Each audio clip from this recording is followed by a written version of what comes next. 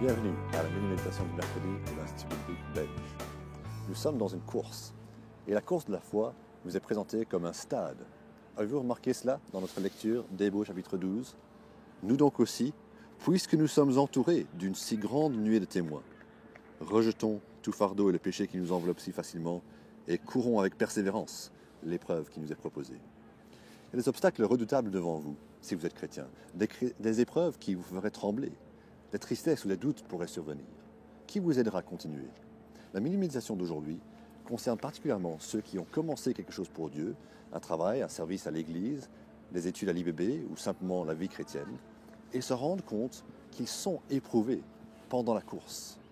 Il y a un encouragement pour ceux qui sont éprouvés. Il s'agit de cette grande foule de témoins qui nous entourent. N'est-ce pas intéressant qu'ils parlent d'eux pour encourager les chrétiens à persévérer ? Il y a une grande différence entre courir une course quand il n'y a pas de spectateurs et quand il y en a. Qui sont ces spectateurs ?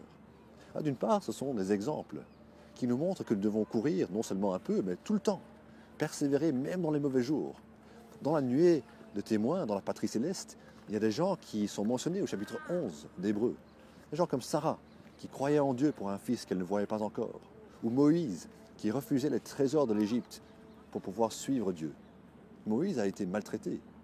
Ces gens ont persévéré. Ils ont connu des difficultés. Et nous devons donc continuer, pas baisser les bras. La vie chrétienne est un marathon. Ce n'est pas maintenant qu'il faut s'arrêter, parce que la course n'est pas encore terminée pour nous. À votre église locale, vous aurez aussi des exemples. Regardez autour de vous, à des frères et sœurs en Christ qui ont persévéré. Pour certains, leur baptême s'est passé il y a 50 ans déjà. Demandez-leur, est-ce que c'était facile ? Ils vous diront non. Est-ce que ça valait la peine ? Oui, certainement. Et plusieurs personnes ces jours-ci passent par des phases. Mais la vie chrétienne n'est pas comme une phase. Vous ne changez pas votre foi comme vous changez votre coiffure. La relation avec Dieu n'est pas une relation à court terme. Elle continue à travers les études, à travers le travail, à travers les autres phases de la vie.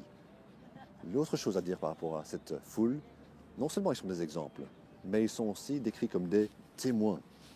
Ils ne sont pas seulement témoins de notre course, mais témoins envers nous qui courons. Ils peuvent témoigner du résultat de la vie de la foi. À l'époque, l'Église était encore toute jeune, elle n'avait pas d'exemple de chrétiens qui avaient persévéré des dizaines d'années.